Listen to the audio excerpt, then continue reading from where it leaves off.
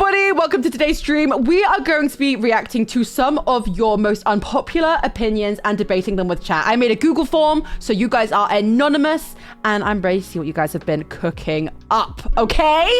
Should we jump straight in? I think we should start with one that's pretty tame, because the first one is hella tame, but I feel like it will get the people going, okay? So, first of all, we have got orange juice with bits over apple juice any day. Now, first of all, you need to get locked up.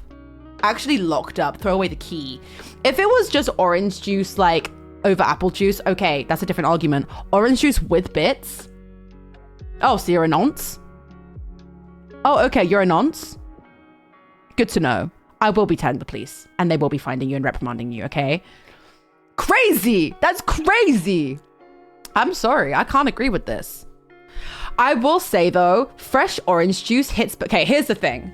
With orange juice, the fresher the orange juice, the better it is. A real good freshly squeezed with no bits orange juice, S tier. But a really shitty apple juice, like the ones you get for like 70p from the Boss Man, that's S tier. You know what I mean? If it's like a really good apple juice, I probably don't enjoy it as much because it's normally cloudy and like that kind of thing. Like I want that real pissed looking apple juice, you know? I'll chug that by the carton. The apple juice, not the piss. Let's not get it twisted. So they're on different ends of the spectrum, right? If I'm feeling fancy, I'm at a continental breakfast, I'm having an orange juice. But if I'm in the Boss Man and I see that 75p bottle, like carton looking at me, oh, I'm drinking you. Okay. Me when I'm Edward Cullen on the first day of school, you know? Cheap shit apple juice is superior. There is nothing worse than like going to a bar or a pub and asking for an apple juice and they start getting out like a really fancy glass. I'm like, oh. However, fancy apple juice with rum, if I'm having a rum and apple juice, is goated. So I will give them that. Apple juice every day for breakfast. I want to get back into the habit of having like, once I move house, I'm going to do some like reels, I think, of me getting into being healthy again. Because I want to hit the gym. I want to start eating better, making acai bowls. Great, you think apple juice is horrible? Thank you so much for the hype train, guys. M&S apple juice. Oh, but if you're in the mood for a fancy apple juice, it does hit, you know? Rum and apple juice is the superior mixed drink. Oh, but just with bits, you've lost me, man. You've lost me. You lost me and you lost the group, I fear. Hi, Fred. Yeah, I need to start having breakfast. I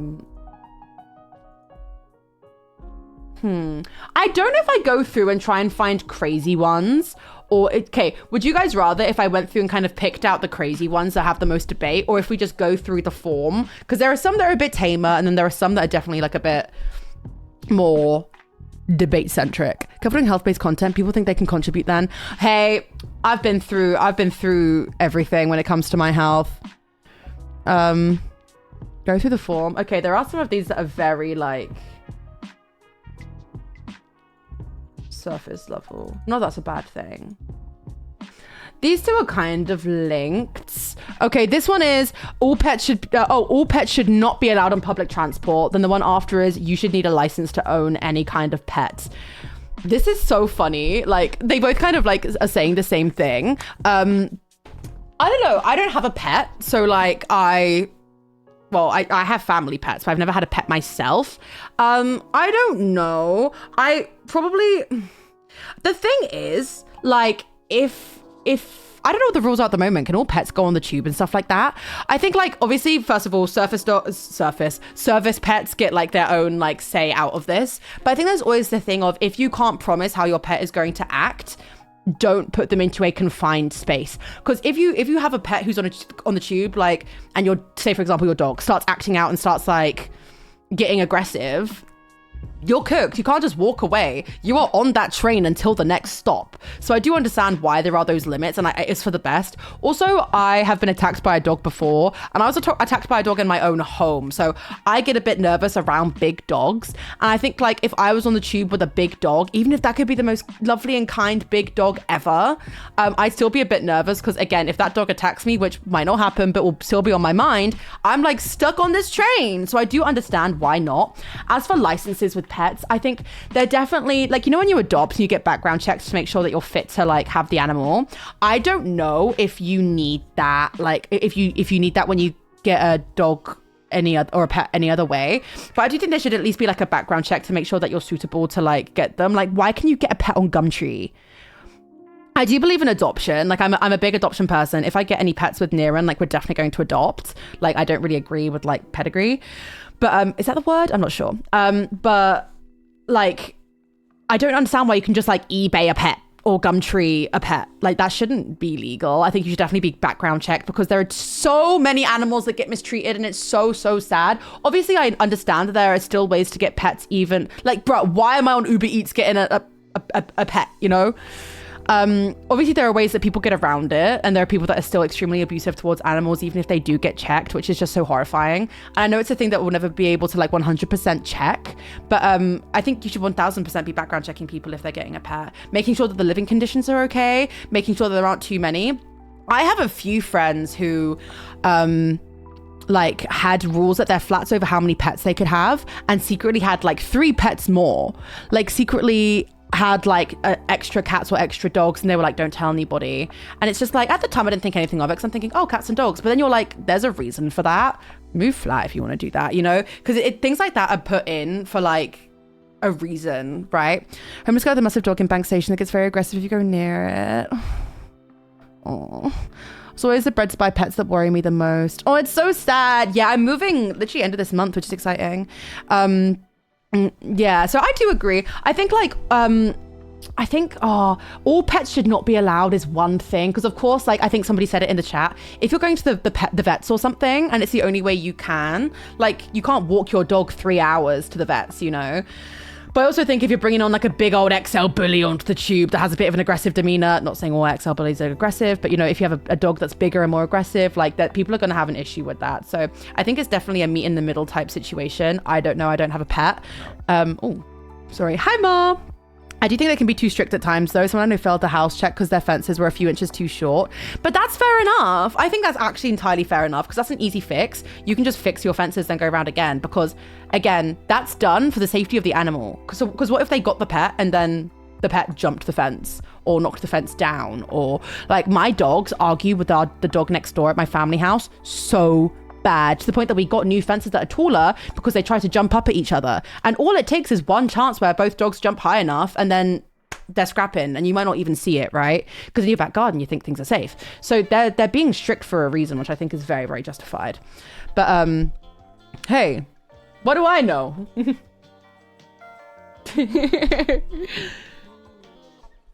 It's just so nuanced. Yeah, it's sad because like obviously when you're getting background checked for a pet, they do have to treat you like you might be the worst owner ever. They can't kind of go, your fences are too short, but we'll give you benefit of the doubt because you seem lovely, because sadly that's not their job. Although I'm sure your friends were absolutely lovely pet owners.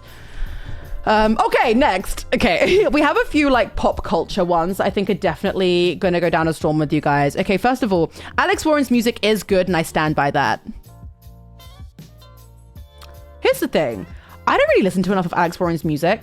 People really dislike him, and I'm like, oh my God. He is actually really talented. I think there's no going around that. He's extremely talented, or he wouldn't be successful in any sense. I think it is very Christian camp music, and it's just not for me personally. But that is a beautiful, wonderful, amazing thing about music, is that it's so, is it subjective? You would have holstered something so wild of the ordinary. You got me laying down. I really like that song. I think it's really good. It's not just like my kind of music, but there's no doubting that he's extremely talented and that he has good songs. I think, yeah, it's not my vibe inherently, but when it comes on the radio, I'm not going to turn him off, you know. I didn't realize he was such a polarizing pop culture character. He's been on my Spotify rap, so I have to agree with that statement. Yeah, but I think he just like, I don't know. I think this kind of comment is like just so, is it objective or subjective? Objective, like some people are gonna really like it, some people aren't. I like slow music, but it's not my favorite. It's not my go-to, right? But if I was in a slow mood, I'd listen to an Alex Warren song. I think he's really talented. It's personal preference. And on a very similar note, Life of a Showgirl is a good album.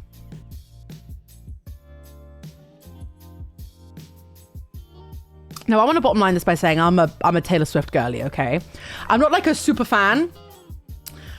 There was a point where everyone just assumed I was a huge Swiftie. I really love her music, wouldn't call myself a Swiftie. And like people kept being like, what's your favorite album? What's your favorite album? What's your favorite song? And like asking me all these really deep Taylor Swift questions. I was like, girl, I just listen to her music really casually. I am not the biggest fan of the album. I like Fate of Ophelia. Good thing I like my friends cancelled. I like them wrapped in Gucci and in Scandal. I do think there were a few songs on there that were cringe a little bit. I think they do grow on you. But I just think like, I don't know what the word is. I think it was very fun and an easy to listen to pop album. And you guys know, like I will say as much as the next person, I don't think every single song needs to be a folklore song. I think when you've got a discography that ranges as wide as Taylor Swift, when you have actual works of art, like songs from Tortured Poets Department, which in my opinion did not need to be that many songs, but hey, better too much content than not enough. Folklore, Evermore, all of these beautiful, stunning works of art albums. And then you have songs that are a bit more fun, Shake It Off. Like it still had a message, but it's a bit light, it's more playful. Did I really need to hear a song about her talking about her partner's penis? Not really. So I don't listen to it. I do think some of the writing was clunky and the lyrics weren't the greatest. But again, once you've created an album like Folklore and Evermore, you will be held to that regard forever. Redwood Tree, Ain't Hard to See, His Love Was the Key That Opened My Thighs, you know, like, okay. But again, like Taylor Swift has touched so many different genres over her time that I think a fun pop album will always kind of upset the people who prefer her country stuff, who prefer her slower music. Like I'm a Reputation girly. I love Reputation. I love 1989 the most. Those are my two favorites. I'm not inherently an Evermore or Folklore girly. I don't really like, again, I'm not really the biggest fan of slow music, but when her slow songs come on, I'm like, holy fuck. And I know that I would enjoy the albums, but just like, I'm never in a mood to sit and listen to loads of slow songs. My Tears Ricochet though, ooh, when I was going through a breakup, Zoe mama. So I think a pop album was always going to upset people. I think just the overuse of AI during the promotions and just some of the songs felt a bit lazy. You know, it just felt for Taylor Swift a mid album. But then after a few listens, it's like, okay, I really enjoyed this. Fate of Ophelia really grew on me. I'm sure there are other songs like that are really fun. It's very radio friendly. But again, I think when you're a big artist like Taylor Swift, people are going to hype up everything that you're going to release. So if it's to them seen as like kind of substandard, it's like ice cream van music, then people are going to be really loud about it. Then after a few months, people will go, oh no, it's a good album. It was just very, very overhyped. Like people, sometimes it's really hard to meet expectations of people when expectations are all the way through the roof, right? But again, I listened to it. I went, okay, I don't really enjoy this, but it's not going to keep me up at night. Such a cult following, so to a point where she put out slop and people still eat it up. True. If there were like one or two skips on the album for me, but Ruin the Friendship is an amazing song. Yeah, I need to listen to the full thing. I would just never understand hating people you've never met. No, genuinely. My thing with music is that it's like, I don't understand why you would shit so heavily on something that you could just not listen to. Like, no one's holding a gun to your head and making you listen to the Taylor Swift album if you don't like it. If you don't like an album, go listen to Reputation. That's what I did. I listened to Life of a Showgirl. I wasn't blown away. I listened to 1989. Like, it's so easy. Yeah, I think in this situation, we're separating the album from like her as an artist and her as a person, because I think there are quite a few gripes that people do have with her personally, well, as personally as you can be with a celebrity. Same with BTS. No, yeah, exactly. With the new BTS album, there was so much about it because it was so hyped, because it was their first album since 2022 and people had expectations all the way to here. And I feel like the hype didn't match up to the album, but that's because the hype was just unfathomable. I don't think any album in the world could match expectations. I think it was the same for this. Like, my only thing is that like pisses me off is like people who, I just hate when people forget that music is so, again, is it subjective or objective? I always get them wrong. I always get them so wrong. Taylor Swift isn't for me. I only listen to her by Willow. Oh my God, it's beautiful, isn't it? Enjoyed the BTS album. Yeah, I really enjoyed it. Like, I loved Boy to Body. I loved Swim. I loved Aliens. But it's so funny because sometimes there are just some fandoms that, like, no matter what you say, it's wrong. So I did my BTS reaction, right? And before it started, I had a friend who released okay, sorry, I'm explaining this really badly. So BTS released a new album called Arirang. It's their first album since they disbanded, or went on hiatus in 2022 to go into the military, right? And I was a bit late on the update because I was coming back from New York when it came out. So I've been days late on uploading my reaction. But I had a friend who uploaded a reaction. She got so much hate because she just didn't like the songs. And she wasn't saying anything really bad. She wasn't going, this is shit, this is ass. Like, she's just saying, okay, it's not for me. And people were like sending her death threats, which is a very K-pop reactor thing to happen. Again, it's a big reason why I stopped doing K-pop reaction videos. But I released my reaction to the album. And before it started, I went, I'm not having any negativity in my comment section. You can disagree with me. That's not me saying like you can't say anything bad about my reaction, period. But there's never a need to send someone death threats over not liking a song. It is never, ever, ever that fucking serious. I'm sorry. Like, I love Swim. I love Boy to Body so much. That instrumental gives me chills. Like, and it's crazy. And I felt Taylor Swift fans sometimes fall under this, oh, I need to spill my Red Bull, under the same kind of like umbrella where it's like you either have to love it or you can't not like it at all. And somebody commented on my reaction being like, oh, so we all have to tell you how amazing your reaction is. And I'm like, that is just not what I said. I said have a little fucking respect, you know? And people have been liking my comment in response because it's like, there's a difference between not liking something and somebody being like, hey, I don't agree with you, I quite like this. And, you know, the world would be so boring if everyone thought the same way. There is a difference between that and being like, fuck you, die, because somebody doesn't like a song on an album, a song on a 14-track album, or for Taylor Swift, like a 50-track album, you know? Like, it's ridiculous. If you enjoy and love Life of a Showgirl, I'm so happy for you, because that's an entire album you can sit and listen to and enjoy. There are songs on there I really like. There are songs on there I haven't listened to since it came out. Maybe I could re-listen and really enjoy it, but it's never that fucking serious, okay? You can find an album bad, you can find an album amazing. As long as you have respect for each other's opinions, girl, there is no doubting Taylor Swift is an amazing performer and very, very talented, okay? And that's always the bottom line. I hate when people go, oh, she's not talented and she's ugly. Inherently not true. Like, come on. Let's just lock in for a second. Come on. Yeah, there's a difference between having an opinion and being toxic. Yeah, I really don't agree with the carbon footprint thing. I think there's no such thing as the perfect celebrity. I think when it comes to having like you know what I mean? Like you know how there's no morally correct billionaire and things like that. I think like there's just no such thing as the perfect moral celebrity, because there are so many like things you have to consider. But there's still like, I feel like the carbon footprint thing is just such an easy thing to fix and to, you know, I don't know. I also like, there's so many conversations because it's like not every single streamer needs to be really, really politically open. Not every single musician and stuff has to speak out on politics. But when you have the platform that Taylor Swift has, I always say this, right? Not every single streamer has to be super, super political. We don't all have to be like Hassan. Just because I can't eloquently speak my opinion the way that I would like to doesn't mean I can't raise awareness for the people that can, or the resources that can. Like, you know, I don't think people want to inherently hear me and what I have to say, but if I'm not able to do that, I will raise awareness to the people that can, you know, that might not have as big of a platform, right? And I feel like when you're Taylor Swift, you have every single thing that you need to be extremely educated and the means to be able to say that. And so I feel like to say nothing is slightly cowardly, yes. And of course, she has a very good excuse of being able to be like, hey, that's not what I'm here for. Like, I want this to be a thing of escapism.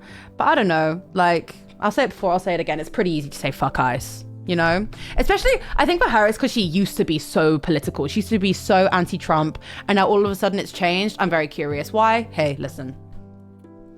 You will never be able to understand what it's like in her shoes. I'm sure she has her reasons. Hey-ho. Hey-ho. Yeah, I think it's definitely, but again, Nova, this is me talking about this is me talking about Taylor Swift as a person rather than the artist. Oh, we have another pop culture one. But I do agree. I feel like music is and will always be political. But yeah, I understand the point you're making. I do agree. Okay. People who say that they're a big fan of music artists or groups and only like the popular songs and call the others ass piss me off so bad. You don't need to know every song or the lore or whatever, but calling yourself a big fan only liking popular songs is just annoying. True, everything is political. Yeah, I feel like I do fall for this. Like, this is definitely like something, you know, the little evil voice in your head sometimes that jumps out and you're like, okay, I'm not gonna say this out loud or act out on this, but it is the little voice in my head. When I was at Reading last year, there were a couple of people that I knew that were like, oh my God, I love Chapel Roan so much. I want to go to the Chapel Roan performance so bad. Hi, Jenny. And obviously, I wanted to go. I love Chapel Roan. Yes, I'm there. And we got there and we had really good view. Like, it was amazing. And these people that were like, oh, we love her so much. We're such big fans. Knew hot to go. And that was it. Right? And here's the thing. Hi, Amara. You can be a casual listener. It's the same as like me with Taylor Swift. I would love to go see Taylor Swift live. Am I a Swiftie? Do I know every single song she's ever done backwards and forwards? No. But I'd love to go see her live. And I do agree that people of any degree of fan should be able to go and see a show. However, I was sat there and I was going, you were sat there screaming her praises. You know one song. Coffee came on and I was like hooting and hollering. I was like, I wouldn't even class myself as a huge Chapel fan. I think she's amazing. I think she's so talented, so gorgeous, so amazing. I think she's an icon. But I wouldn't stand here and say I'm the biggest Chapel Roan fan in the world ever. Loved, like, she was amazing live though. I would die for her. But then there was that little voice in my head that was like, you don't even know her songs. You don't even know her songs. And it's fine. It's fine. Realistically, you're not hurting anybody. You're at Reading listening to Chapel Roan, you know? But you know, that little toxic voice in my head was like, this is another thing that's been very prevalent with BTS at the moment because they're going on tour and there's been a whole thing where new gen fans are getting tickets and older fans are being like, oh, well, do you know this? Do you know this? Do you know this? I do get it. But also at the end of the day, if you have the means, the money and the means to be able to get tickets to see a show, go crazy. Everybody has to start somewhere. Oh my God, Ali, I really love Steve Lacy's music and those clips of him where he would sing his songs and nobody would know it. Then he'd sing Bad Habit and everyone would sing along. But just for the TikTok trending bit, don't piss me off. I don't know. I think it's so frustrating but harmless.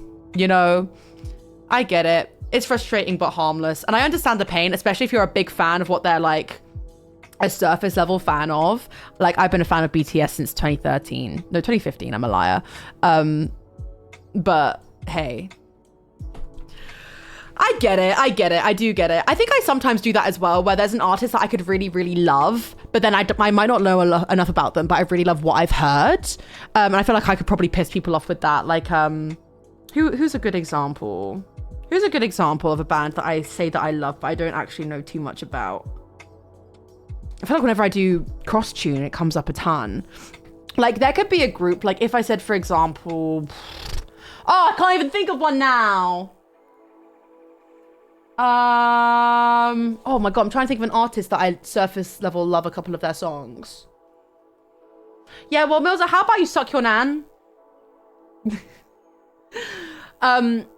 If I say Steve Lacy, for example, I listen to quite a lot of Steve Lacy because Niran also loves him. But if, for example, I listen to Bad Habit and two very popular Steve Lacy songs, and I love them both, Steve Lacy still has a 100% success rate with me, you know? Maybe XG. No, but I listen to all of XG's music. I don't know. Like, so technically I am a really big fan of Steve Lacy, right? Because I love 100% of his songs that I've heard. But for somebody who's listened to the entire discography, they might be like, what the fuck? It's like the most annoying, but the most harmless thing ever. So these lads went to see James Marriott when I did, and they only knew Grapes, nothing else, and complained they didn't know the songs. Yeah, that's some bullshit. If you're complaining you don't know the songs, grow up. But everyone has to start somewhere, you know? And it's overwhelming sometimes to get into a new artist. Ooh, okay. I've never really been a fan of streaming. Oh, wait, let me finish this up first, because Milza, you bring up such a good point. Genuinely, that's how I got into Nothing But Thieves. Amazing. Oh, and Nothing But Thieves is an amazing example. They're a fucking amazing band, right? And my mum has been into them for years. I saw them at Reading, actually met them at Reading as well. And they were so good. And I listened to their music and I went, oh my God, got my mum tickets to the concert because my mum's loved them for years and I wanted to see them live again.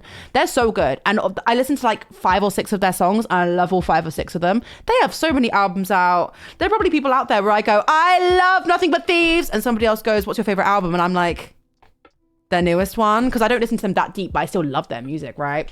I love going to festivals and finding new people to listen to. I love it. it like actually gives me serotonin. Like finding a new group that you really like. I was the same with Sleep Token. I found out about Sleep Token during Reading Festival, saw them live. They were insane. What makes the world go round? Listen, no, genuinely, Bilza. And then you're like, hope they're at Reading next year. Okay. I've never really been a fan of streaming, aside from Lexi. Bing. I prefer to watch all my favorite streamers after the fact when the VODs are posted, since I can more easily skip around and see the parts that I want to see. 1OK Rock have a song with 5 Seconds of Summer called Take What You Want, and it's fucking perfect. I really want to get into them. I was the same with Coin. I really want to get into Coin because I've heard like 2 of their songs and they're amazing. I think they've disbanded now. Never got into them. It's overwhelming getting into a new group, I can't lie. Do you know what's so funny about this one is that I really, really agree, because I'm the same. I don't watch streamers very often because I am a 1.25 Andy. I love watching everything sped up, but it's actually so odd because I only really watch streamers if it's my friends, and I don't really watch an entire stream live. It's quite peculiar. Okay, wait, so for me, I don't go, oh my God, Ludwig's live, I'm going to sit down and watch this entire stream. There's not a single streamer I'm like that with. If I'm like about to go live, I'll sit and watch my mates for a little bit, or if Harry's live, I'll go and see what he's doing, or if I need to text people and like they're live and I'll go into their chat and see what they're doing and if they're checking their phone. But I don't really watch live streams because I'm a YouTube girl. I like putting videos on 1.25 and locking the fuck in. But likewise, at the same time, it's quite funny because I can't comprehend watching VODs either. I've never watched a VOD in my life besides maybe Vanilla Mace. I put it on as background noise because it came up on my suggested one time. So when you guys were like, oh, we want a VOD channel, I was like, what? Because I couldn't comprehend, first of all, watching a stream, which is funny because it's my job. But then second of all, wanting to watch it after missing it so bad that you want it readily available. Like both of those things are mind blowing to me. I agree with this actually because you're the only streamer I consistently watch live. Really? That's so sweet. Watch a lot of streamers VODs because I like to be able to pause and continue another time. Yeah, I get that. It's so funny. Like I understand neither part of the argument. It's so weird. It's like, yeah, I don't really watch streams, but I also don't watch VODs. Enjoy watching people leave when modding. It's just like I'm also, yeah, no, I get that.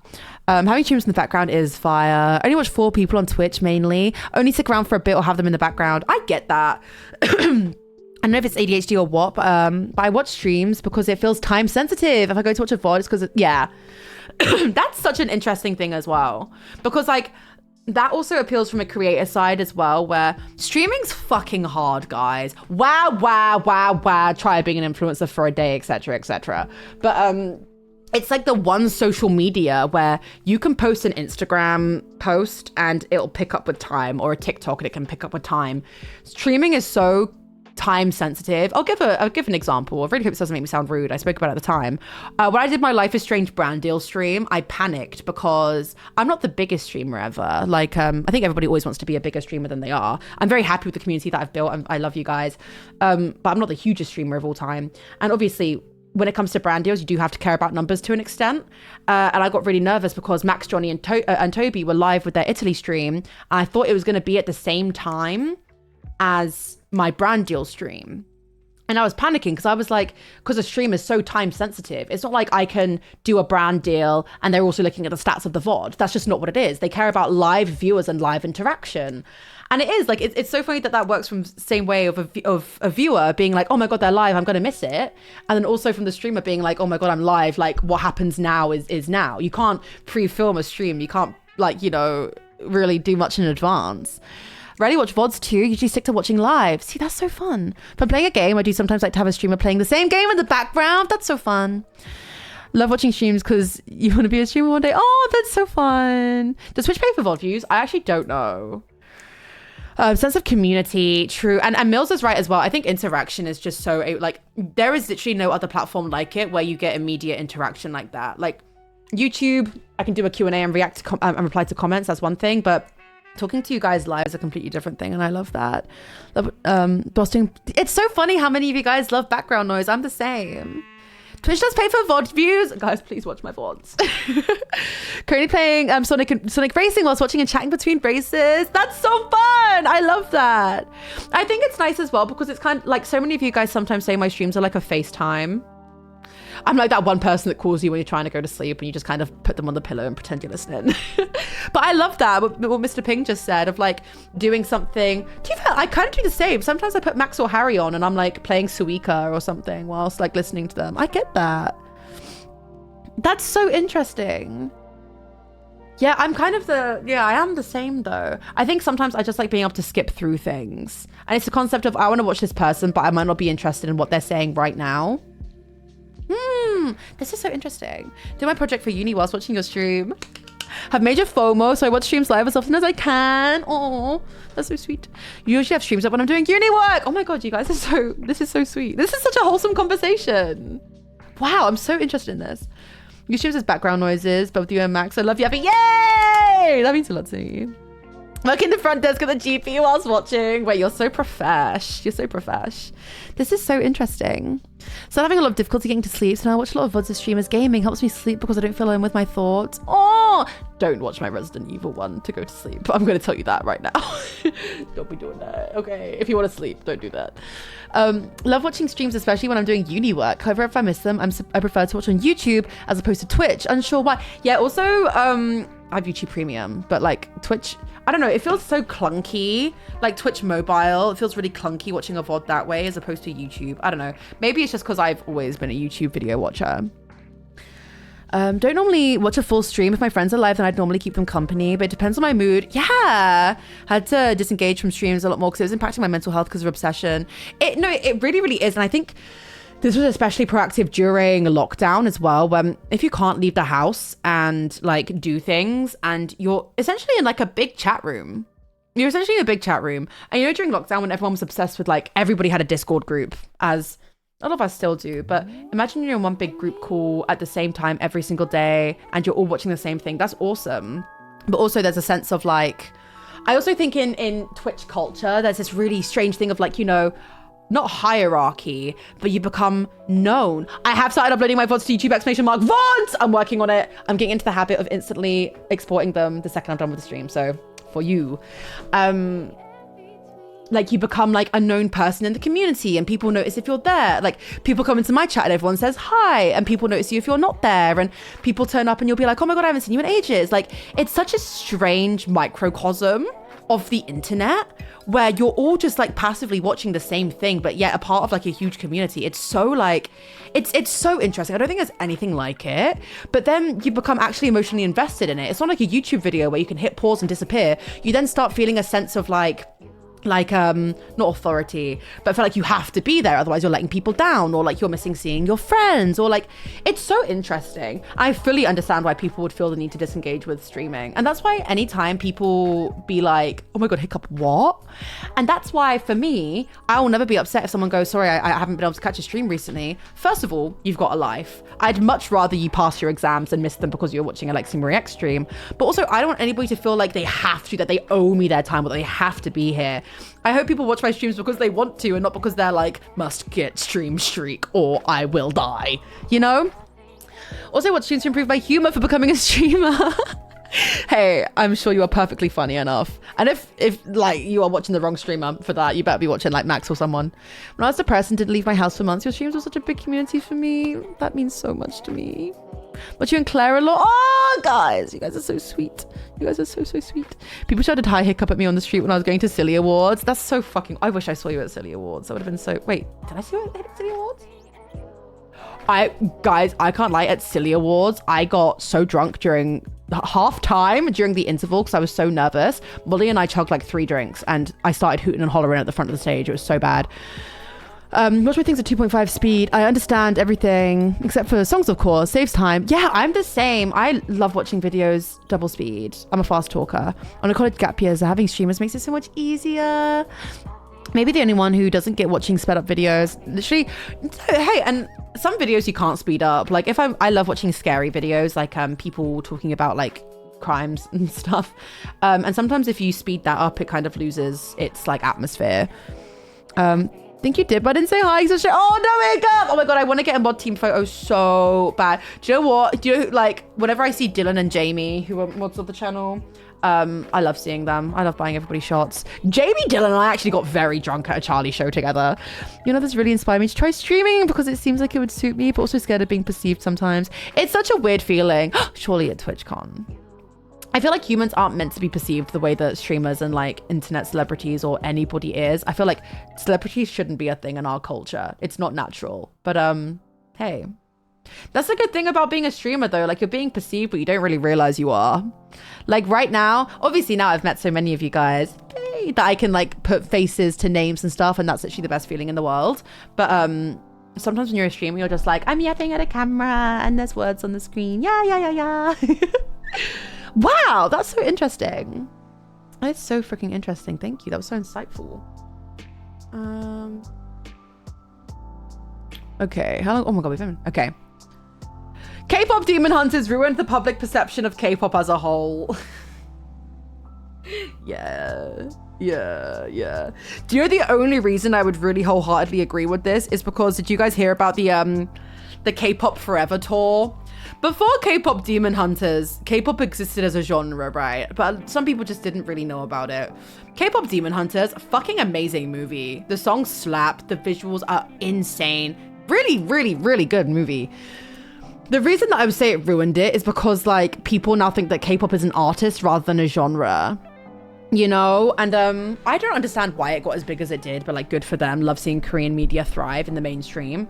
But there was a tour called K-pop Forever, and it was like a K-pop what do they call it? Where you like pretend to be them. It was like a tour where they sing K-pop songs. It wasn't any idols. It was just singers singing K-pop songs, like a tribute, the K-pop tribute act. And people were turning up dressed as Rumi, thank you, chat, and getting angry and wanting their money back. I have not listened. There's a new Kanye album. I have not listened to that shit. And wanting their money back because it wasn't K-pop demon hunters. They were like, oh, K-pop wasn't there. And it's filming like people singing to EXO. Yes, it fucking is. The only thing, like, it ruined public perception of K-pop as a whole because people don't care to be educated enough to know that it's a genre. I'm sorry, it's people being stupid as fuck, if I'm going to put it bluntly. If you can't do research into what K-pop is, you deserve to have your money swindled. I'm sorry, it's basic human, like, understanding. Okay, if you think that K-pop is an artist and not a genre at first, oh my god, okay, human mistake. We can't all be perfect, right? But you look at the description of an event and you're still going, oh, it's all going to be K-pop demon hunters. You're dumb. I'm sorry, you're dumb and you're stupid and you deserve to get your money taken. I'm being blunt about it. Don't know if I'm too woke, but K-pop demon hunters showed to me that these prestigious award shows will only embrace K-pop if it's American made. It's a Sony film on Netflix, but it's also got a lot of Korean like teaming behind it. But then you can say the same about Squid Game. Like, I don't think that is inherently the case, but I do think it's a thing of like people only started digesting Asian media more once it was seen as profitable to them. I don't think it's a matter of like the K-pop Demon Hunters has like 6 songs first of all, so your stupid thinking was all going to be that. I do think there is definitely this huge thing of like xenophobia and stuff where people, when I first got into K-pop in 2011, I was very young when I got into K-pop, I got bullied for it, like hardcore, right? Sorry, I've got to point to this. Like everybody thought K-pop was cringe, it was embarrassing, like, and there'd be this big thing with Asian media where Asian media tended to be like a viral song for a month that people would sometimes laugh at. Think Gangnam Style. Gangnam Style went super viral, but people were also laughing at it. But now we're at a point where Korea and Chinese and Japanese media, and also other Asian countries like India, like their media is starting to be praised a lot more and become more into the mainstream because people are kind of opening those doors. People used to be so horrible about K-pop, but now it's so mainstream and it's starting to be taken a lot more seriously. But in that sense, it's also being extremely gentrified for Western media, which I hate. Again, that's a big argument with the BTS album that came out. And even in the documentary, they talk about it a lot where they're like, there's not enough Korean in here. We want less English. We want more Korean in there. And their higher ups were like, no, to make it global, you need more English. I believe entirely in being able to have different cultures in different countries hit the mainstream. What I do not believe is conforming in order to make it more palatable for a global audience. K-pop wouldn't have become mainstream and popular if it wasn't for being Korean. So why are we now trying to make it global? That's just pop music. I don't know. Lucky because my 51-year-old dad watches K-dramas, loves niche K-pop groups, grew up with a large variety of stuff. That's amazing. That's amazing. And I love like watching like, is there like, am I hugely into like Spanish music? No, but I still think it's amazing. Like, I think being able to see different cultures be authentically themselves is literally one of the beautiful things in life, right? You can't expect everything to be the same way that it is in your country. That's such a small-minded way to be. But yeah, I do kind of agree with this in a sense that I think it did bring a much more westernized concept of K-pop to the people, and that's all they thought K-pop was. But I think that is more to the point of people being small-minded and not caring to do any research than just K-pop demon hunters, right? BTS has been setting up Wembley since 2019. Genuinely, I said this on my Patreon whilst watching the documentary. K-pop, like, BTS have been global since like 2016. I think Dope was like one of their first super viral hits, right?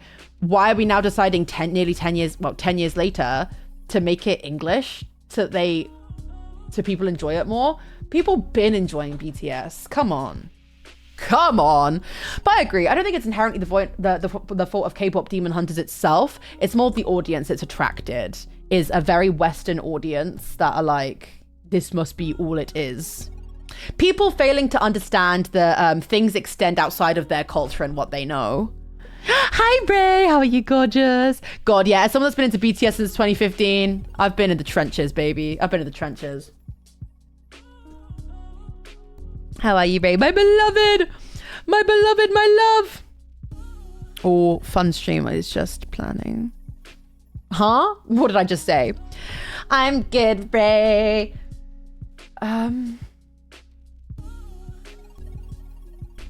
Like, why could I be listening to K-pop emphasizing the K for English? Genuinely, it pisses me off so bad. And do you know what's very interesting? Any K-pop fans in the chat who had feelings about the BTS album Arirang, I'd really recommend watching their documentary, because a very interesting thing about the documentary is that every single piece of feedback that people had about the album, they say in it. There is so much discussion where they don't agree on the album, or they don't agree on how song sounds, or they don't agree on the amount of Korean that's in there, and they argue back on things that we know they ended up not winning. It makes me wonder what the album would have sounded like if BTS were given full creative control. Because listen, if BTS, after 13 years, still aren't being given full creative control of their albums and still have to bow down to higher ups, girl, come on. Let my boys do their thing. But on a very similar note, this next one actually has quite a similar. I really enjoyed Arirang after a couple of listens. I still need to listen to the second half for a video. Genuinely, Ali! Oh my God. Okay, next. Social media doesn't necessarily make people stupid. It just shows us who is already stupid. I think I do kind of agree. It allows stupid people to be perceived. It's like I half agree, but I half don't. Because what I was about to say is that, okay, let me focus in on this point. Back in the day, all of our news and a lot of our opinions were formed off of things that were extremely filtered, educational. If you think like the news, it was people that study to be journalists, and then they have to be very carefully resourced. They make these news articles. So a lot of things that we used to learn, or a lot of opinions that we used to hear growing up, were that of the news. But nowadays, I think we know more than ever how corrupt the news can be. And it's actually extremely difficult to get actually very valid information or information that isn't extremely biased in this day and age, right? So part of me is like, oh yeah, it's letting stupid people, sorry, I'm using stupid people as a general term here. It allows stupid people to be very perceived, but also it allows people to speak facts. But you have to file through the rubbish to get through to the facts, you know? But it also allows idiots like Andrew Tate to be loud and attract the attention of other idiots. It's definitely both. It allows people to be, it amplifies controversial, uninformed beliefs 1,000%. Like, I feel like if I could do a tweet being like, oh my God, guys, new illness found in Brighton, and that could like spread, right? But also like, sorry, I can't describe what I want to say, but I know someone's going to say it perfectly. You have to follow EFC. EFC Evie is a very good friend of the channel. We do love Evie in this house.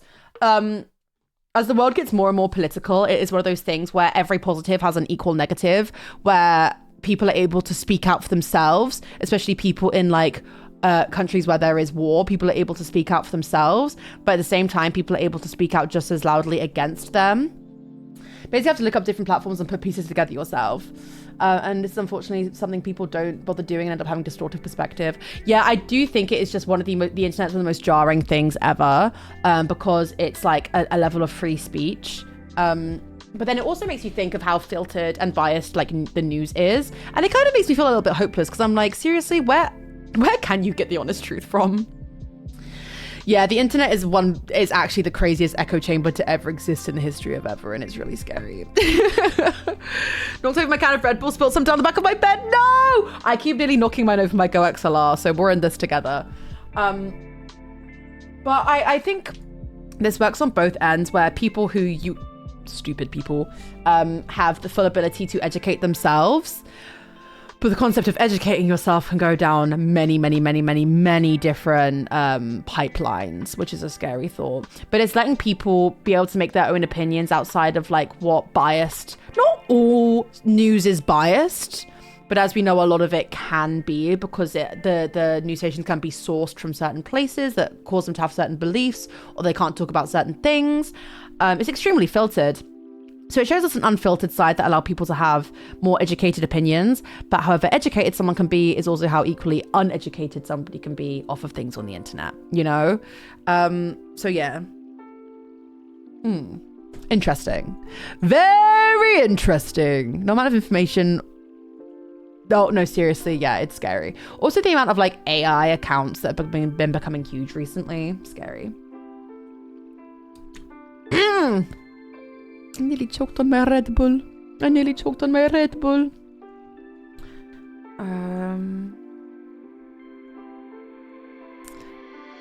When British people say peak in a bad way, they just mean bleak. Welcome to slang. Hello. This is the silliest thing I've ever seen. That's like saying, when people say something's awesome, they're just saying it's good. Yeah, it's almost like it's slang. It's almost like multiple words can mean the same thing. Peak, like in British slang, does mean something's really shit. But then think something can also be peak, where it's like, this is like peak this, like this is the best ever. So, hey, you know what? Good for you for figuring that out. When people say y'all, it just means you all. Hey, listen. Oh! Now let me cook with this one. If someone's being a prick, you don't have to be kind to them to take the high road. Some people deserve to get shit back for their actions. Let me be a petty bitch.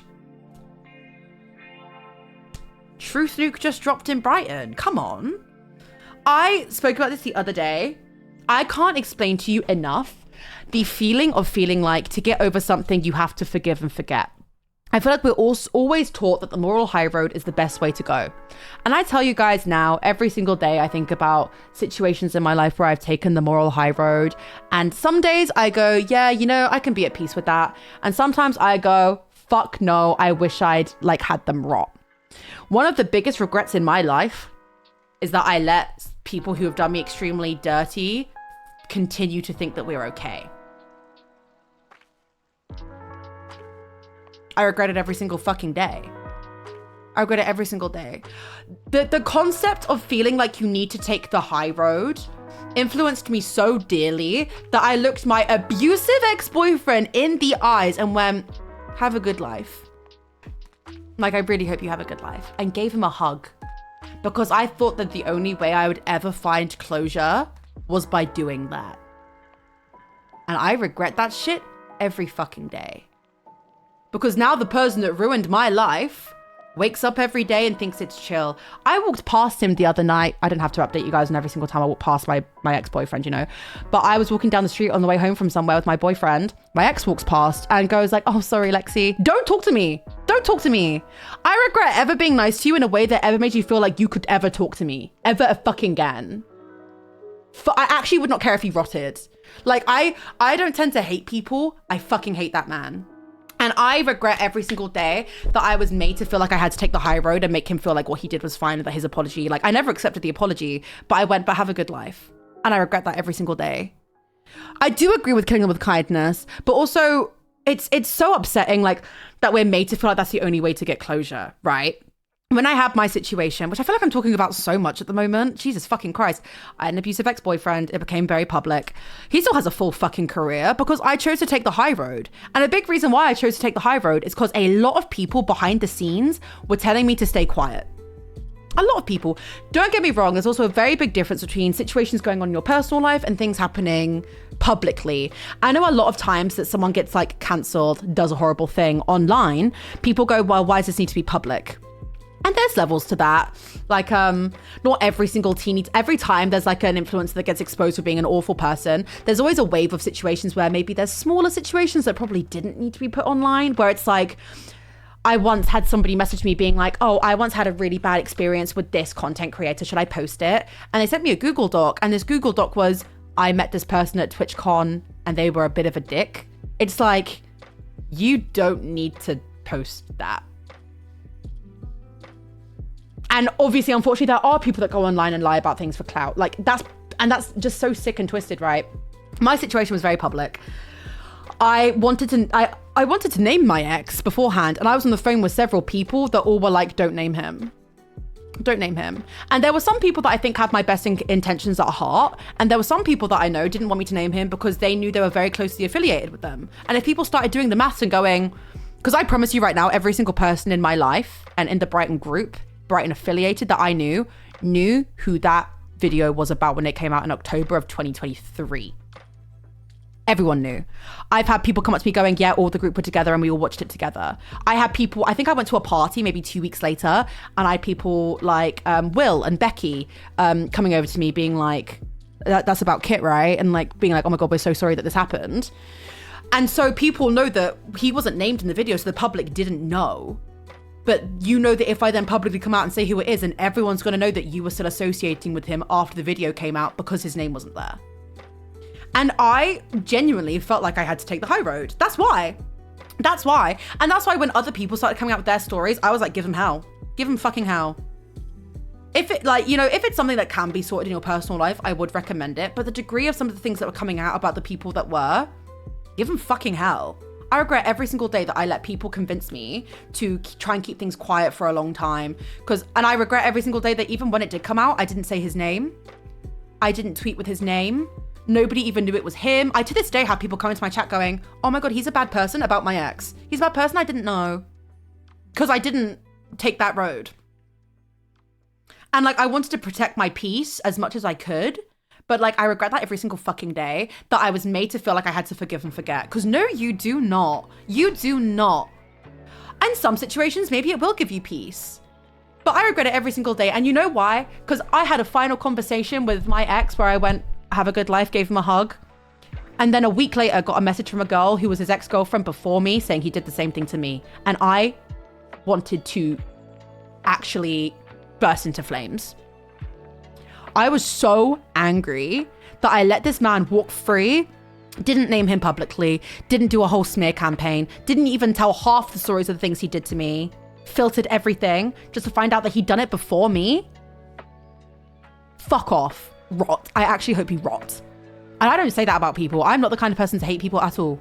I'm a lover through and through. You can fuck off. I'd say a lot worse if I wasn't on camera.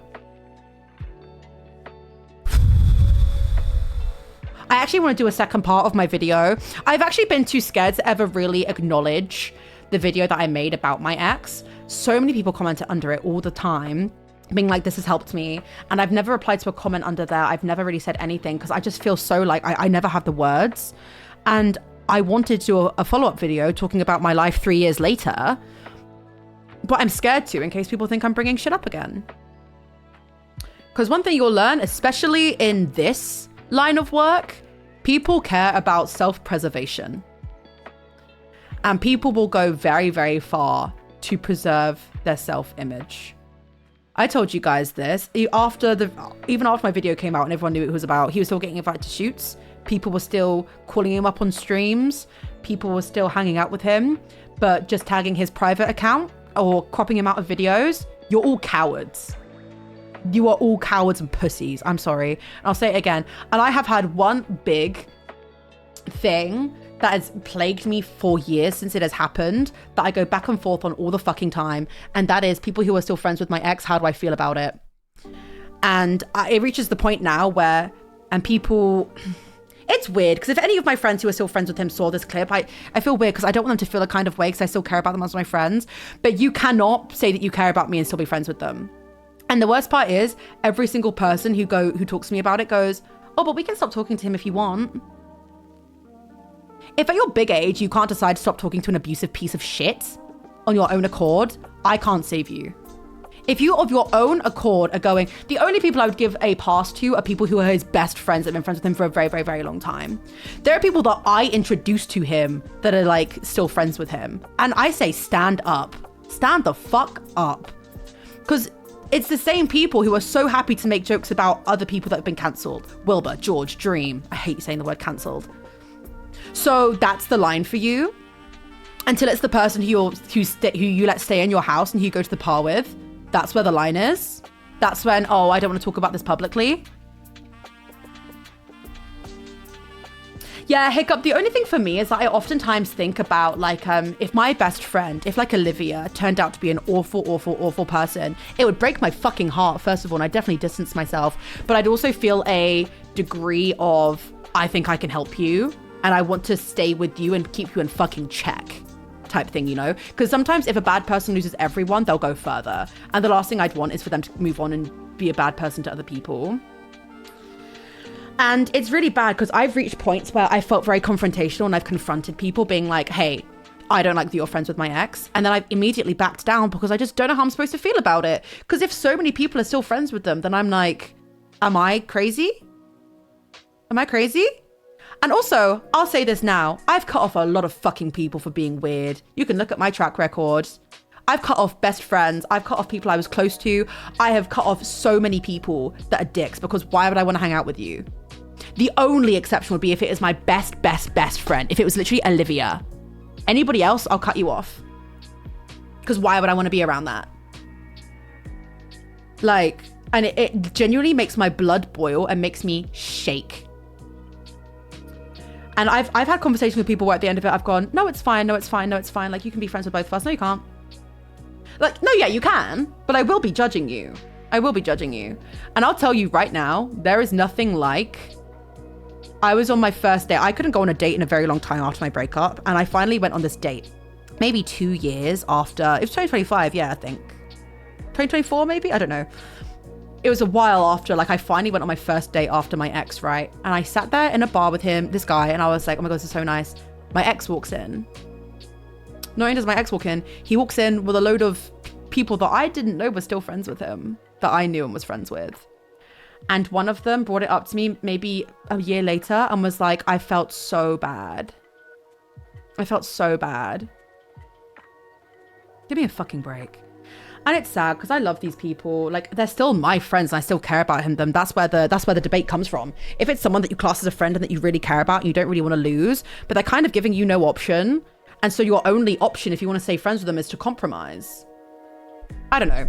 I think I'm speaking a lot more honestly now than I do to even them. And I don't want any of my friends to feel bad. But the bottom line of it is, if you choose to keep company with somebody who, by the way, was not abusive to just me, was abusive to, I could name 5 people off the top of my fucking head.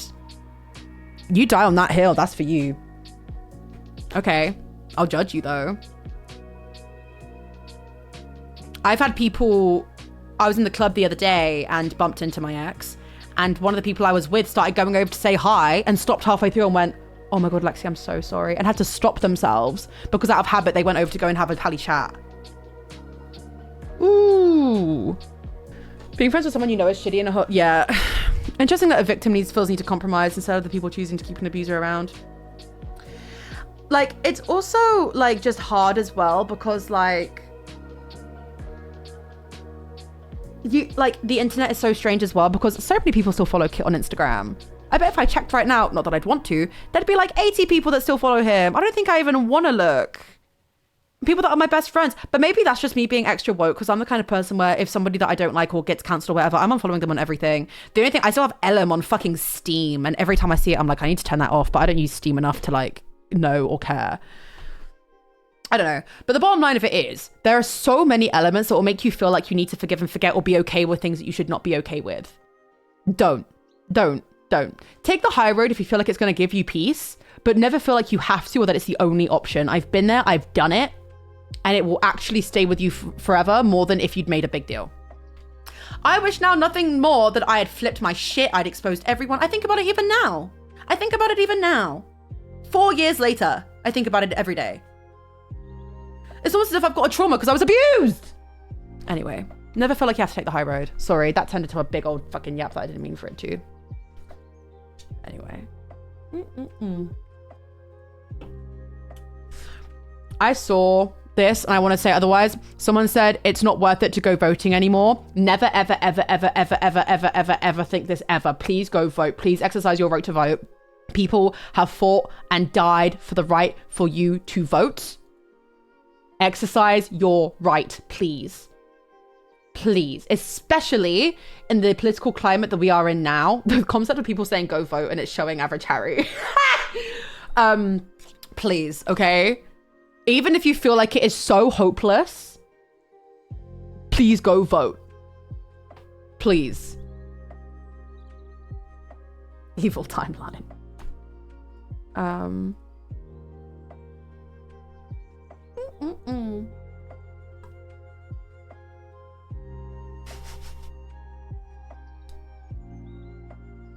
Oh, someone said average Harry seems like a prick. No, I wasn't going to read that out loud. No, he's not. No, he's not. I just want to clarify that. No, he's not. He is awful at replying and takes forever to film with because he needs to shit every hour. He's not a prick.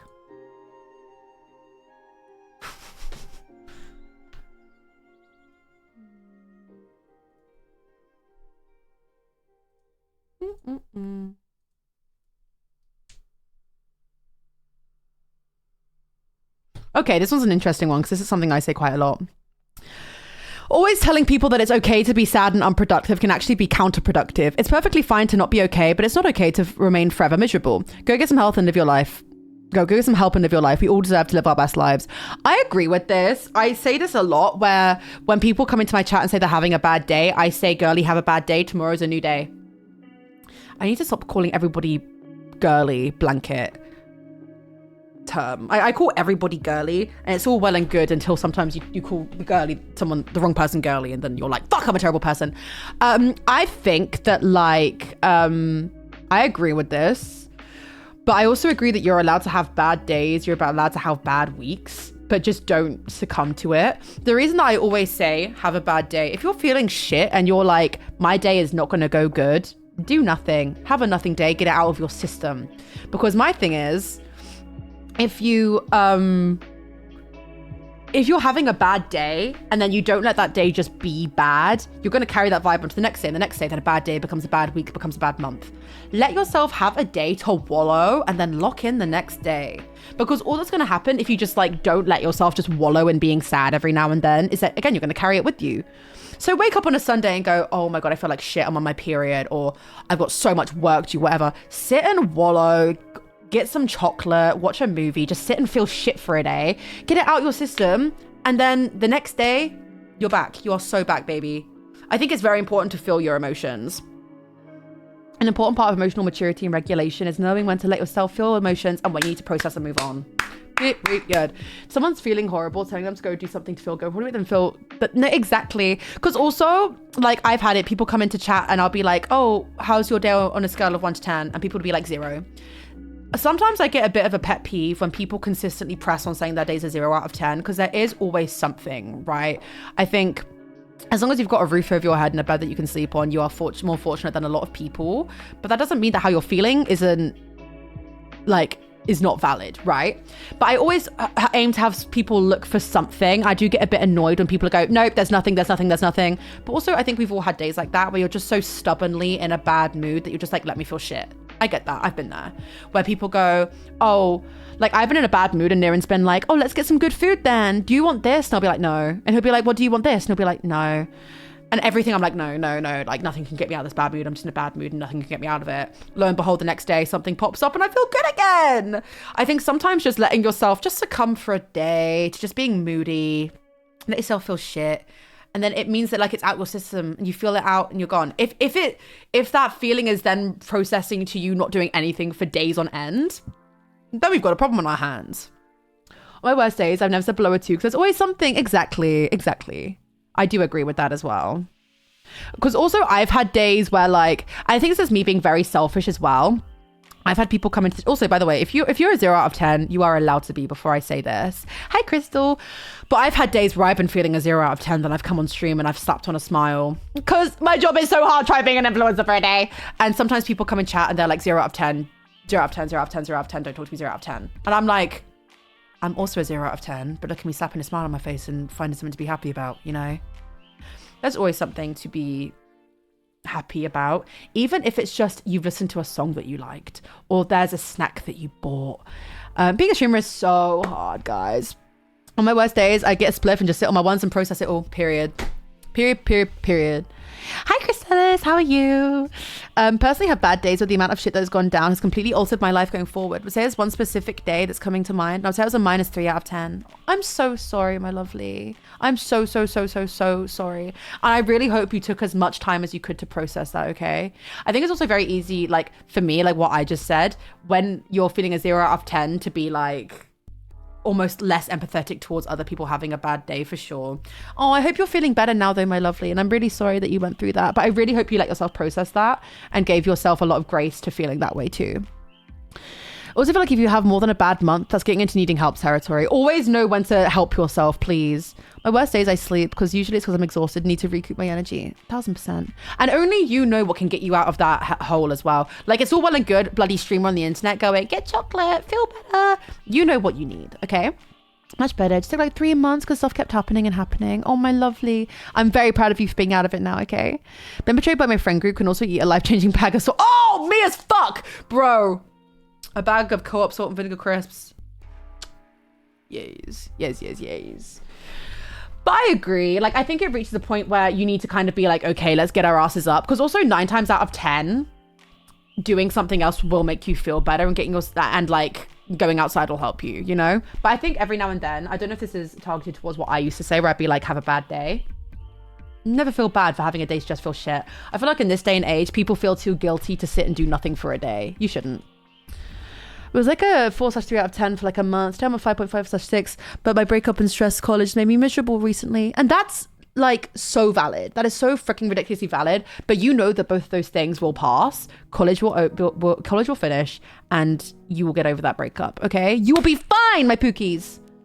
Mom constantly tells me to go out and walk. Yeah, my mum is the same. My mum is like, God bless her. She's such a like 60s mum. But she'll be like, you're fine. And she doesn't mean it in an unempathetic way. When my mum was a kid, she had a mum that was like, you're fine, go.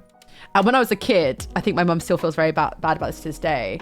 I used to get I'm a very, very anxious girly. And when I was a kid, I used to not want to go to classes because I felt sick at the concept of like going to a class and being on my own and stuff like that. And my mum used to be like, no, you're fine, come on. I used to kind of get forced into these classes. She never meant it in a horrible way, but she kind of grew up in that sense where she was like, just go and deal with it. And I feel like sometimes people feel like they're not allowed to stop for a second. You're always allowed to stop for the second. You're always allowed to stop for a second and just like be sad. Life's too short to like not just process your emotions. Otherwise you carry with you forever. Hi Matty, how are you? Oh, okay, no, you're weird. Okay. No. You should just give me a sub anyway. Actually, bro, we're like 8 away from sub goal. Do you just want to gift 8? La la la la la.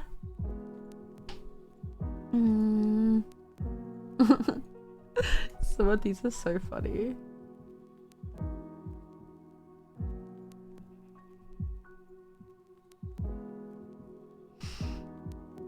No, don't worry, it's hiccup. It's cool. I knew you'd get there. Guys, 1,000. Guys, oh, we can't be 8 away from sub goal forever. You guys. What the fuck? I am pretty unfunny. I can't lie. I am. I'm really not the funniest. I think I try too hard to be funny. I think I'm actually my funniest when I don't try. My biggest thing is that I like, especially when I'm with especially when I'm with Harry or Max or people that are a different kind of funny to me. Guys, thank you guys. But don't worry, it sounds like I'm fishing. No, it's not. I think one thing that I did a lot of the time is that, like, if I'd stream with Harry, I'd feel such a need to be like Harry and do Harry humor. I don't have that kind of humor naturally because it's brain rotted and fucked, right? But it's funny. I think I kept doing all of these things where I'm like, I don't know, my humor's so different. I kept trying too hard to be funny and in turn maybe very unfunny. And even sometimes when I'm playing games and stuff, I'm like, I just be saying shit and it's not funny, and I watch myself back and I give myself the ick. I'm not gonna read chat because I know you guys are gonna be blowing smoke up my ass. But also, I've been in this social media game for such a long time. I think I've heard every awful thing about myself ever. So someone thinking I'm unfunny, I'm like, okay. I do not care.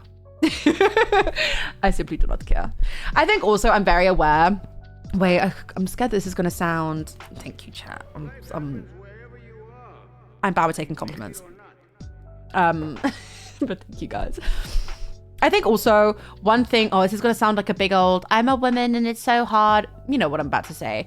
But it's like... I kind of want to, how do I phrase this? I love the Brighton group so much, first of all, period, because we're not co-workers, we're all actually friends. So I will always love the Brighton group so fucking much because they are actually my real friends. But in a content scene, I think part of me really wants to try and branch out from the Brighton group and become my own person, because sometimes when it comes to the Brighton group, I can feel like a side character. And I know that a lot of people feel similarly that are women. Feel like we're just kind of like side characters to the guys and who a lot of people deem to be the Brighton group. And sometimes it can be quite disheartening when people talk about the Brighton group and they don't even consider you a part of it. Not every single person needs to know who I am. I've said this time and time again. There are so many people that don't know who I am, obviously, right? But I think sometimes I can't help but feel like a lot of people don't like me because I'm not like the boys. Because that's not my humor, that's not my personal comedy, that's not my kind of vibe of streamer. And a lot of the boys in the Brighton group have certain fans who... Oh, Bilza. Nicest thing you've ever said to me, Bilza. Oh, thank you. Like, I'm aware that a lot of the people who stand the Brighton group prefer the boys, which is fine. But I think it also links back to the Dream SMP, where, you know how the Dream SMP had a lot of issues with misogyny and a lot of the fans not liking the females in it? I think that kind of just like translates sometimes. How do I phrase this? I think you guys know what I mean, but I'm struggling to say it, where it's like, I don't feel like I stand my own in a way. I feel like I kind of feel like a side character sometimes, where it would be like, if I were to do a stream with the boys, it would do super well, all that kind of stuff.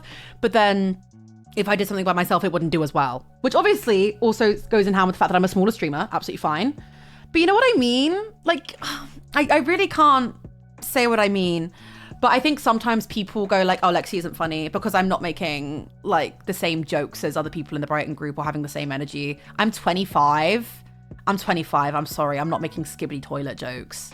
Don't think anybody is at this point, but watching AMC's Shut Up I'm Talking episode yesterday, where he spoke about this thing and especially how bad it is in Dream SMP times. And it's certainly an interesting thing. It is. There's like so many things. They have their differences, so sometimes they can connect more, but it doesn't mean you're any less. Oh, Milsa, you sweetie. Yeah, it's an odd feeling. And it's like, that's not me shitting on anybody in the group's success. I am so proud of all of my friends and everything they've achieved, and I love it so much. But sometimes with I feel like I could do the most amazing stream ever and it would never be the same or get the same reception as other people.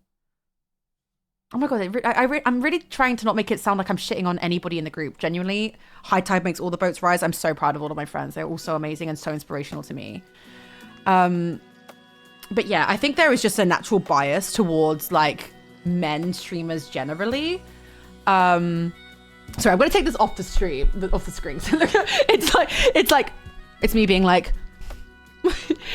but yeah, I think one day I'll find the words. But I don't know. It feels like I have to do a lot more to receive a lot less. W clickbait. I am English. Which is fine. I'm happy with what I get now. I'm happy with my community. I'm happy with how I'm doing. Obviously, everybody always wants to do better. I'd love to grow as a streamer. But recently I found that I feel like Twitter banner that no, literally. It's like the Jeffree Star racism thumbnail. But sometimes I feel like I'm kind of trapped in this circle of people where I can't grow because I'm only kind of seen as a side character. I was talking with my manager about this actually, where it's like, I love doing content with my Brighton friends so much, but I feel like I've kind of been put into a group scenario, and I love being a part of the Brighton group and they're also amazing, but I'm only seen as like that girl from the Brighton group, or like Average Harry's friend, or that other one from Poor Decisions. And I face that a lot. I don't know. Yeah, yeah. And it's hard to grow on Twitch as well. And it's like, it's just a lot. There's definitely a bias towards men. As a Hannah Rose viewer, always see it, since she's very competitive, and sadly the competition in MC is dominated by men. See the bias towards men so much is heartbreaking. It's like a man can be competitive, but if a woman does it, she's annoying. Like, guys can make humor, but if I do it, I'm unfunny. Like, it definitely feels that way sometimes. Like there were so many, there were points during, like, certain events that I've done where the boys make a joke and it's funny, then I make it and everyone goes, whoa, whoa, whoa, whoa. You know? It's like... Ugh. But yeah. But it's hard because it's very hard to grow on Twitch anyway, let alone grow, like, on your own away from, like, the group. But... yeah, used to be solely on YouTube, and the only funny non-PG people were men. Came to Twitch and just found out there were so many. Oh, whiskers, that's so cute. Other one from Poor Decisions. No, literally, bro, tell me about it. But I'm also extremely proud of Harry, and I also think there's a precedent of like, wait, what pisses me off when people say XYZ female streamer is unintentionally funny? So fucking annoying. Like, oh. I think like, but also Harry got that with Tommy. Harry was known as like Tommy's friend. I'm kind of known as Harry's friend. It is a cycle. But I think sometimes I feel like I can't grow beyond that because of like the environment I'm in.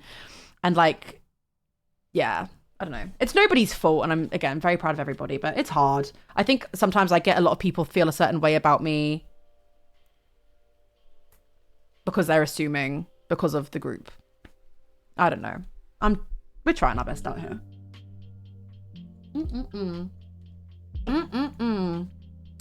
Oh god, how long have I been? Oh, why does it feel like I've been yapping for longer than 2 hours? Jesus.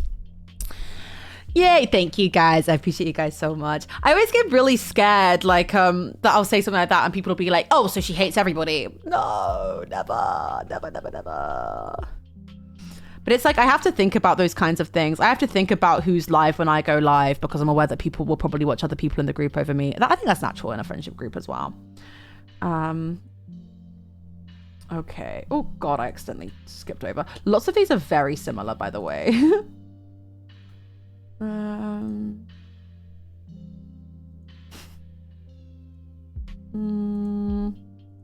Lots of you guys are just putting in artist name is good.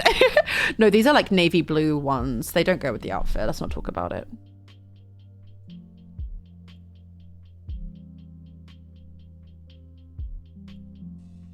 Oh, wait, what's this? Oh, what's this? If you want to have a community and be in some of these I'm reading as if they're directed to me. I'm like, if you want to have a community and be in a village, you've got to be willing to inconvenience yourself for helping your friends and actually be a villager. Individualism culture to the point of only caring about yourself is just selfishness to the max. I agree. Oh my God, Galaxy, that sounds so good. Like, I very much agree, like, perfectly. 267. Perfect. Minecraft villager. Yeah, I think it's literally just like, I don't even think about acting this way though. I think it's just something you act naturally. Like we Brighton group have always lived by the philosophy of a high tide makes all the ships rise, and being able to help each other will in turn help us all out, you know. I think you need to be a villager in the village. Just treat, like, help other people the way that you want to be helped. Like, if you're expecting people to show up for you and you're not showing up for them, that is just community. And I don't know, like, you're not going to grow if you don't have that attitude, you know? We all be trading emeralds, bro. At the end of the day, don't we all just be villagers? Such a collectivist culture. It's such a culture shock to see people in Western countries be so individualistic. Yeah, and it's like, if you want to be individualistic, you go, girl. But then just don't turn around and expect everyone to pull through for you if you're not pulling through for them. Like, you know what I mean? I remember I can't do loads of dance covers with my dance team because I'm in Brighton and I'm a busy gal. And I remember not being able to like anybody's projects. And then I did my own and nobody liked it. And I was like, oh. And I realized it's because why would anybody make time for me when I haven't been able to make time for them? You know, it works in so many aspects of your life. And it's hard to make time for everybody sometimes, but you can't expect everybody to help you if you're not trying.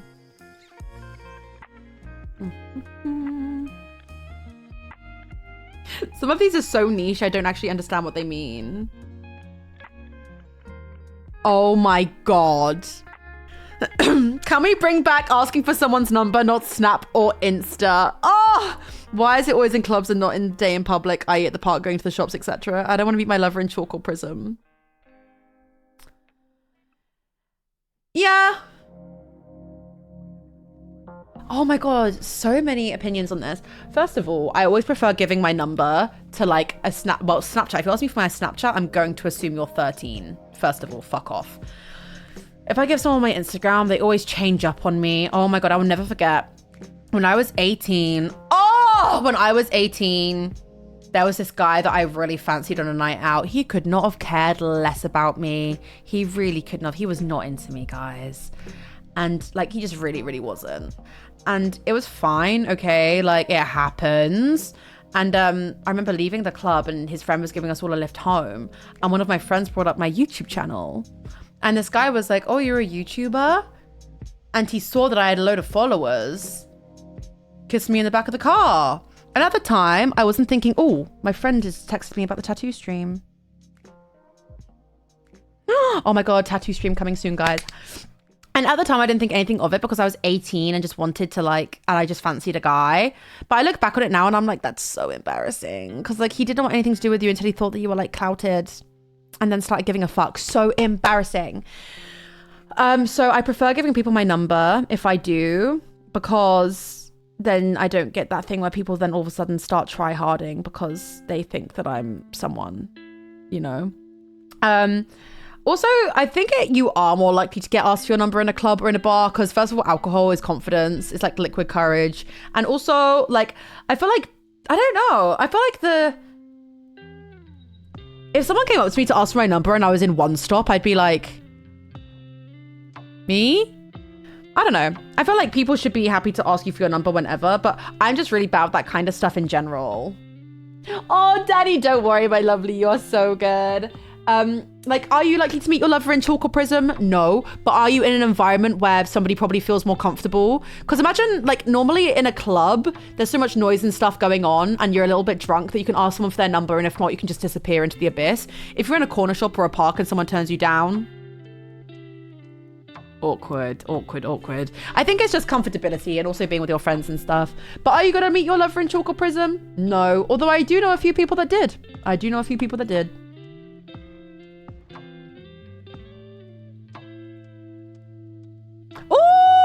Ooh, this is what I always talk about.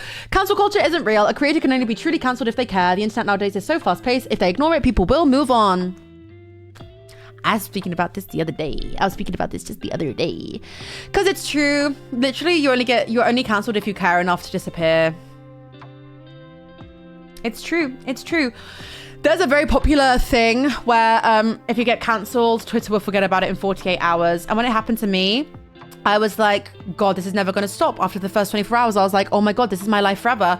And then my friends were like, don't worry, 48 hours and it'll disappear. This was during the whole Fireball Friday clip thing. I shit you not, 48 hours passed. It was like Twitter was on a timer. Everybody stopped. 2 days, everybody stopped. It's insane. People will forget because there are so many people out there doing all kinds of bullshit and people just choose to forget about it.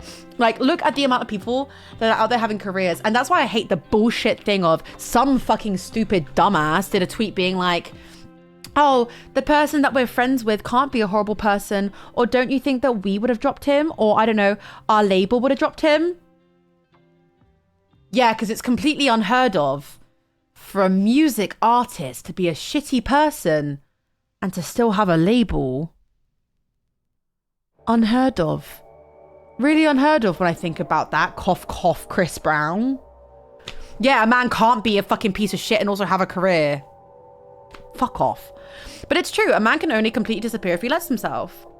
Like, you have like some excuses where you've got like I'm Alex. I don't know if he's still uploading. He tried to have a comeback and everyone told him to sit down and fuck off. I'm pretty sure he works behind the scenes working for other people. I don't know. I've tried to find out. I've been like, does anyone know where Alex has gone?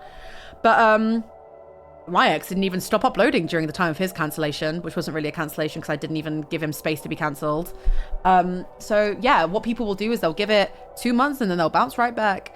And I'll tell you straight from the source, because when my ex was talking to me, I said this the other day, he was like, yeah, I think we're going to start traveling and do a travel vlog page instead, because he was going to do an IRL channel, and then was like, oh no, I'm going to do a travel thing instead, because he realized that now he was like cancelled. And even said, thank God I have a 60% Indian fan base who aren't really on Twitter. And then once he found out he wasn't really cancelled and could bounce back, started doing IRL videos again. These guys don't give a fuck. If people can get away with it, they will do it, okay? Because you're always relying on that parasocial glimpse of people not caring. And the thing with music, the fact that LM's on higher viewers than he was before he got cancelled, he actually needs to fuck off. Every time I say that, it sounds like I'm being bitter. Could not care less. Like, people will get away with whatever they can. It's a truth. And the sad thing is, people put these under silly cancellations now as well. And I think particularly with music, people will, like, there will always be large people that follow, like, listen to artists without knowing that they're bad. Like, there are lots of artists I listen to where I don't know about them personally. It happens. So lots of people who are musicians as well are gonna have, like, and even with YouTubers, I've had people come around and be like, oh, I was at a girl's house and she was playing your ex's videos. Because I don't know the background of every YouTuber I watch, of every artist I listen to. There are gonna be people who just passively enjoyed the content and allow people to, like, continue, you know? So sadly, people only are cancelled if they let themselves be.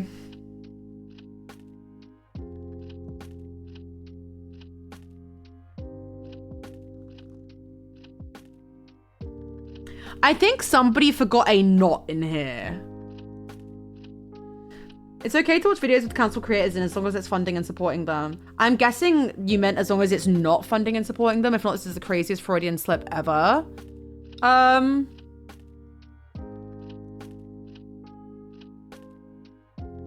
I don't know. I don't really agree. I think there are so many content creators out there. You don't need to listen to the one that's abusive, you know? Like, again, my ex is a Minecraft YouTuber. Do you know how many male Minecraft YouTubers there are out there? Do you have to watch the one that's abusive? The world is big and wide. There's many people that you can watch. You don't gotta watch the abusive ones. I just don't understand how you can even listen to them talk and not feel revolted. Maybe I'm too woke. I get not wanting to, like, support them. And I guess if you're going to morally watch somebody who's a piece of shit, then this is the way to do it. I just don't agree. I think there's just so many people out there. So many content creators out there that you can just watch instead. But then again, I've never really, like, stand someone who turned out to be really horrible, so... Yeah, also, it would just make me feel a bit nauseous that there's somebody that I know that is awful, but they're pretending like they're the greatest person ever in a video. That's some bullshit.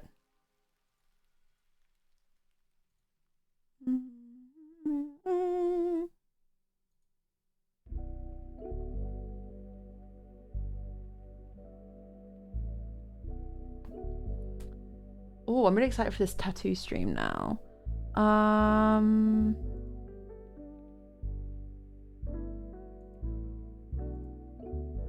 Ooh. Similarly, I can't enjoy anything financially backed by gambling or by certain countries anymore, but it's literally everywhere now. Bro, I was supposed to do a brand deal the other day. And and I always check through my brand deals, always triple check like everything to make sure it's nothing that I don't agree with. And I was supposed to go, and then my manager was like, wait, fuck, it needs to be double checked by a company. And I was like, what the fuck have they got to do with it? And my manager was like, oh, like they're just one of the like sponsors or something. It was something that I didn't see that wasn't on the poster. It was like the game that they were playing or something. And I was like, I don't want to do it. First of all, I'm not even going to get confirmed by them because I've chatted so much shit about them because they're XYZ, because they're funded by a certain country. I don't want to work with them. Hi, Zoro. Like, I get it. I get it. I get it. I get it. Sometimes with this, you feel like the friend that's too woke. I think in this world, like, it's like people getting annoyed that they can't drink Starbucks anymore. Do you know how many places you can get a coffee at? How many places you can get a coffee at? I have friends who aren't like very politically locked in. Fine, I guess, as long as we're not being completely ignorant. And they were like, let's go get a Starbucks. And I'm like, bro, do you know how many, like, what's it called?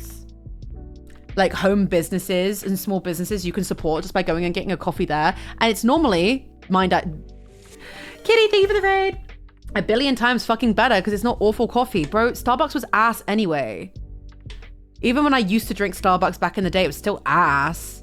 Go get a proper matcha. Come on. Not some bullshit. But I get it. I think sometimes you will always end up... There's one thing... Okay, how do I phrase this point? There's a point where, you know what? Every single company is in a way fucked. I remember talking about clothes and I was like talking about how I do succumb to fast fashion quite a lot just because I don't have the money to be able to shop at Revolve where everything is ethically sourced and perfect, right? And I think it's very, very hard to live a morally perfect life because there are so many big companies that are fucked. You know, you trace it back, there's always a big greedy billionaire at the end of at the top of the food chain, right? I remember once I was talking about food and food, Freudian slip. I was talking about clothes and I was talking about Urban Outfitters and Urban Outfitters. And somebody was like, oh, what, that they're associated with Trump in some way. And I was like, every single restaurant you go to, every company, every brand in some way will be associated with someone awful because again at the top of every single food train there is somebody, a big greedy billionaire that probably is quite morally corrupt. I'm not saying you can't live a morally as morally I can't use my words, like boycott. There are so many things that you can avoid, but I think for everybody our like economy is so cooked anyway. I don't think you can go very long without accidentally funding someone fucking awful. Like, okay, scat, check that out because I'm clearly not using my words very well. It's hard in this day and age because we are so cooked. Yeah, you are genuinely living your life picking the lesser of an evil every single day. And I boycott as much as I fucking can. I haven't touched Starbucks ever and I have not fucking missed it. I cancelled my Disney Plus subscription. Like, I do as much as I can. But one day you're gonna trip and you're gonna... I think I've seen a lot of people succumb to this where like... they'll post a photo and they'll have a Pepsi in their hand and somebody will comment under it being like, oh, well, this is a part of this company, which is owned by this company, which is a sister to this company, and you're supporting Israel. And it's like, fuck! I don't want to be doing that. Obviously not. But it's like, oh my God, everything is so intricate and like, as long as you're trying your best, you know, words I can't, like, our taxes go to, like, yeah, you know what, I'm like, oh, it's so fucked. I can't use my words properly. But you know what I'm saying, right? I agree with this. It's so hard to like feel like you are doing the right thing where I think especially because I have a lot of friends who are content creators, they'll get photographed with just something even in the background and people will be like, oh, you're a horrible person. It's like, it's actually really, really hard. For coffee, you should go to a close store. No, what I love about Brighton is that there are so many small businesses. I love it. I love it. I love it. I love it. I love going, I could go to a different coffee shop every day in Brighton if I wanted to. Thank you, Zorro. It fucking sucks to live in this economy right now, but I'm sure you guys all already knew that. But as long as we're trying our best and you have your intentions in the right place, yeah, just avoid big companies. Always just shop as like small business as you can. Support local businesses, please, please, please, please, please, please, please support local. Brighton is fucking amazing for just small homegrown businesses. I'm so proud of my city. Oh, yeah, and some people can't like always afford to do something. Oh, it's such a like, everything is so nuanced. That's why it's so hard to say certain things, because everything is so nuanced. Like, it's so easy for one person to be like, I don't shop from fast fashion and I only do this, that and the other and eat organic and all that kind of stuff. And if you are able to and you have the money and the means and the income to be able to do that, please do. Please, please, please do. But I know that out there somewhere there is somebody where the only thing they can do is like get food from big companies because it's cheaper and things like that. And this is why we exercise our right to vote, baby. This is why we exercise our right to vote. Thank you. Yeah, always do what you can within your means. Mm-mm-mm-mm-mm.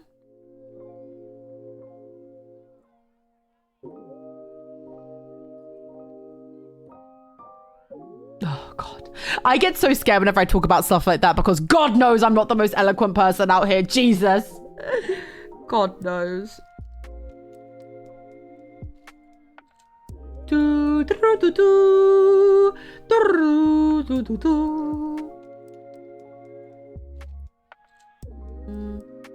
trying to find a good last one. Hi, Peachy. How are you?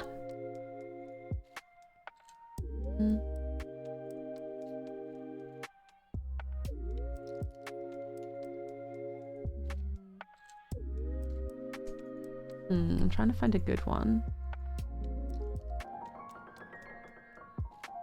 So many of these are just, I like this song.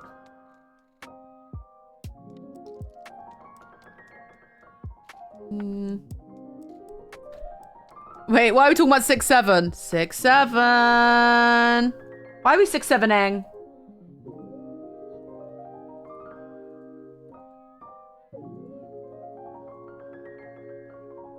Okay, here's an interesting one.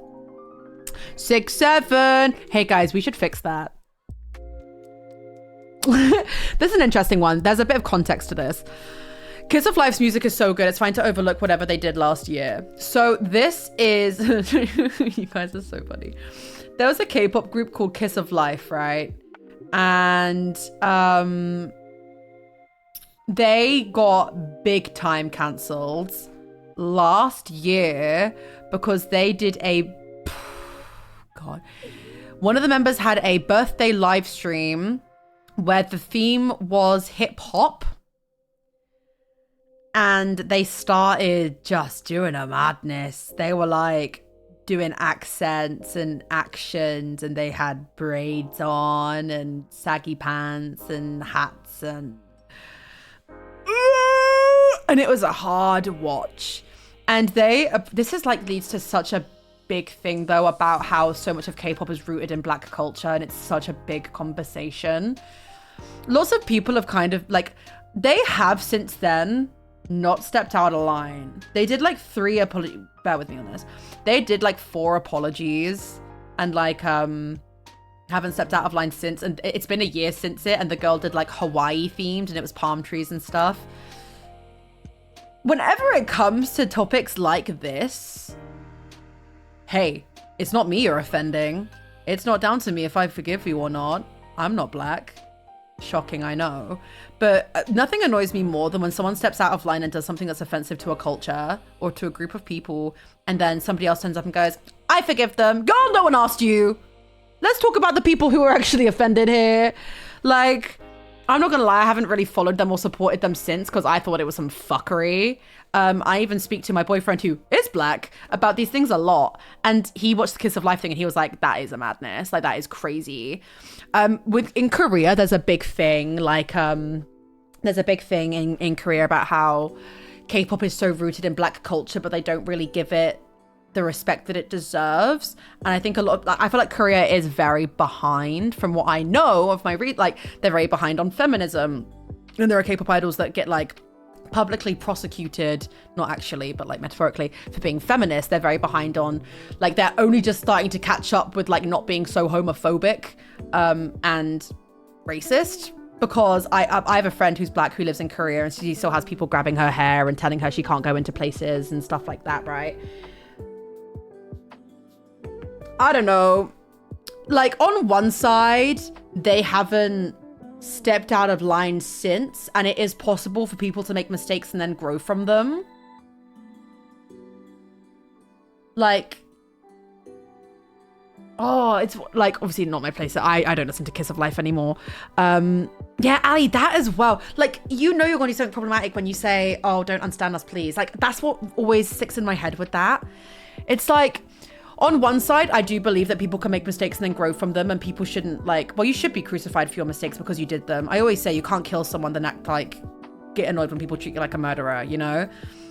But also what they did was just so crazy. It's like, their music is very good and they're extremely talented, but also it's just like, it was a hot, like, the degree of how far they went with it. It's not like they like did a little something something. They did a whole live stream full of microaggressions and madness. Like, I don't know. And they're a pretty westernized group as well. They should know better. They should have really known better. Hey, and it's not my place to decide if they're forgiven or not. It is not, because it's not my culture that they were ridiculing. The Korean yaoi, that's usually the bad character quite often has, like, there are so many things. Again, I'm not Korean, and I've like, but it's very, like, I feel it's quite known that Korea is still very conservative. Hi Nayas, how are you? Oh God, it's so, sometimes like I feel like my word is like, I say things like this and people like treat my word like gospel. Girl, I'm just a girl on the internet. Do not put me on a pedestal. I never know what I'm saying half the time. But hey, like, if you are a person of color and you go, hey, I forgive them, that's down to you. At the end of the day, it's down to you, you know? But for me personally, it wasn't my thing to forgive. And if you're aware enough to kind of be like, don't understand us, and then do it and keep doubling down on it and doing more and more.